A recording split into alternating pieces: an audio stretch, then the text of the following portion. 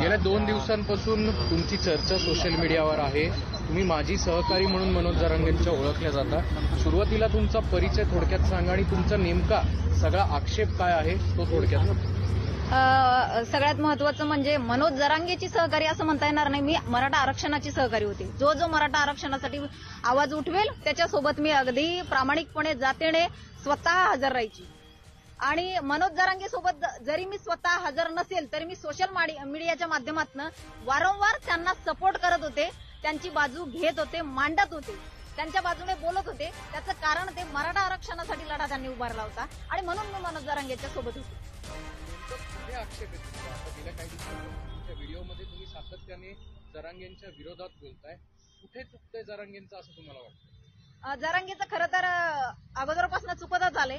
त्यांनी जे काय महाराष्ट्राला वेड बनवलं, जे काय तिथं दंगल घडकारणे ना शोध लावावा, आता ही शंका निर्माण व्हायला लागली.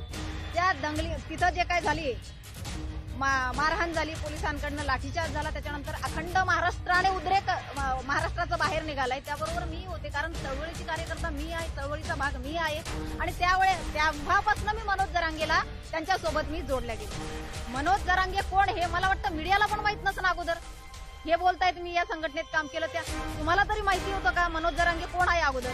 ज्या वेळेला लाठीचार्ज झालाय, अखंड महाराष्ट्राने त्यांना डोक्यावर घेतलं, सर्व पक्षीय आमदार त्यांना भेटायला गेले.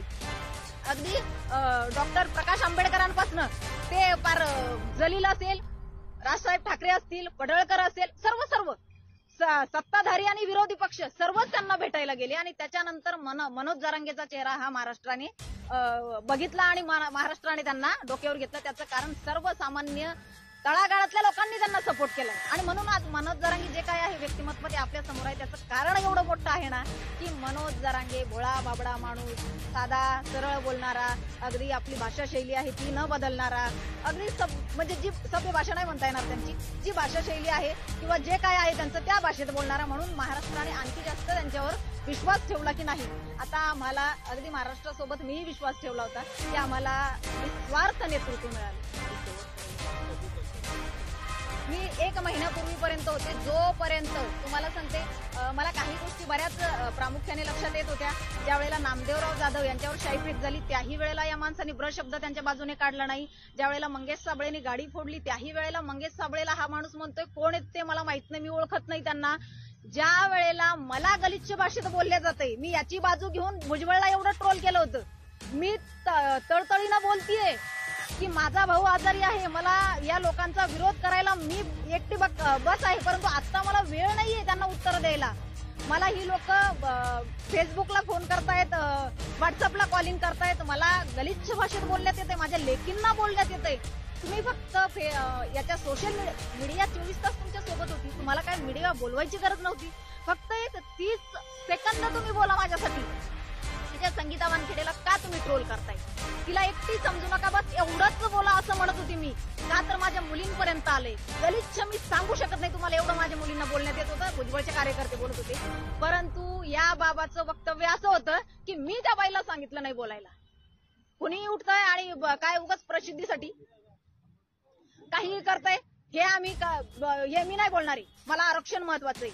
हे मला माझ्या त्यांच्याही सहकार्याने आणि माझ्याही भावाने तिथल्या मला ऐकवलंय त्याचं बोलणं. आणि त्यावेळेला फार मनस्ताप झाला की अरे आज मी एवढं या माणसासाठी. आणि मग नंतर मला काही गोष्टी त्यांनी सांगितल्या की ताई आम्हाला बऱ्याच दिवसापासून असं वाटतंय तुम्हाला सांगावं, शांत बसा, पण तुम्ही कुणाचं ऐकत नसता हे आम्हाला माहितीये. आणि मग त्यांनी मला म्हटलं हे माझ्याही लक्षात येत होतं, ह्या गोष्टी माझ्याही लक्षात येत होत्या की अरे हे कुठेतरी चुकतंय, काहीतरी गडबड आहे.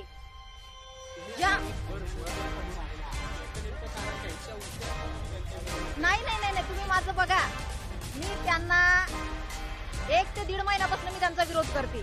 मी आता नाही, मी माझं युट्यूब चॅनल असेल, माझा फेसबुक असेल, मी त्याच्यावर त्यांचा विरोध करतेय.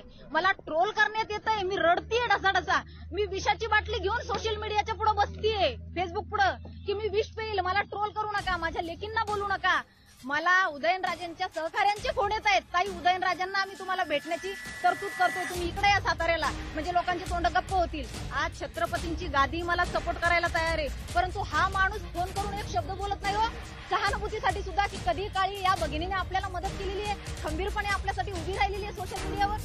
नाही या माणसाचा मला फोन नाही आला किंवा याच्या सहकार्यांचा सुद्धा परत नाही फोन आला.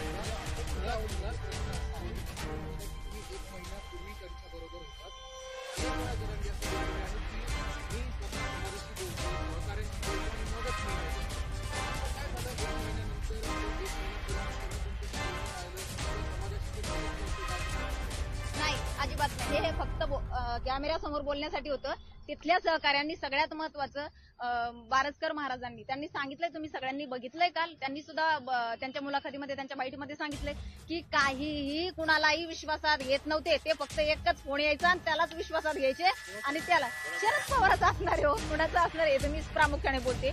शरद पवाराचाच फोन त्या माणसाला चालू आहे. अख्खे आंदोलन जे काय उभारले गेलेत ना, आंदोलनाचा खर्च जो काय आहे ना तो शरद पवारांनीच केलेला आहे. हे येईल कालांतराने. मला माहिती आहे खूप ट्रोल करण्यात येणार आहे मला याच्या अगोदर आणि मला करतायत. मला काही फरक पडत नाही त्या गोष्टीचं. मी सत्य मांडत असते, मांडत राहणार आणि मांडते.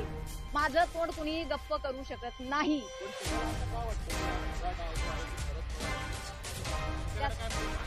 अहो दिसतंय उघड्या डोळ्यांनी काय बारसकर महाराजांकडे. आणि सगळ्यात महत्वाचं पहिलं तुम्हाला एक शब्द सांगते, मी तो विसरून जाईल परत आणि बोलते मी नंतर की मला का वाटतं ते.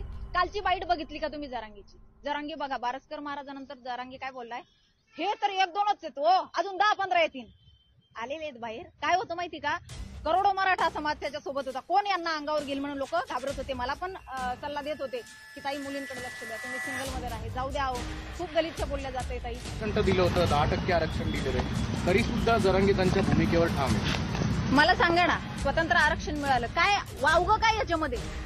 स्वतंत्र आरक्षण मिळालंय, कशाला कुणाच्या ताटातलं घेताय? मागणी काय होती? आरक्षण मिळावं. मिळालं ना, अडचण काय आहे मग आता? अरे हे शेंबड्या लेकरालाही कळेल. आरक्षण मिळालंय, स्वतंत्र आरक्षण मिळालंय, टिकणारं आरक्षण मिळालंय.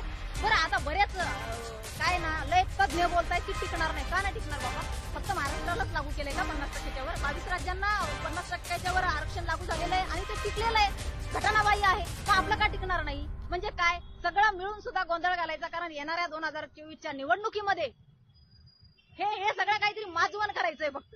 कारण शरद पवाराचा पक्ष संपलेला आहे आणि शरद पवारांनी हा माणूस उभा केलेला आहे. कारण हा सगळ्यांना शिव्या घालतोय, पण शरद पवाराला कधीच चुकीचं बोलत नाही. अरे त्याच्यामुळे तर आतापर्यंत आम्हाला आरक्षण भेटलं नाही ना. आरक्षणाचा मारेकरीच तो माणूस आहे.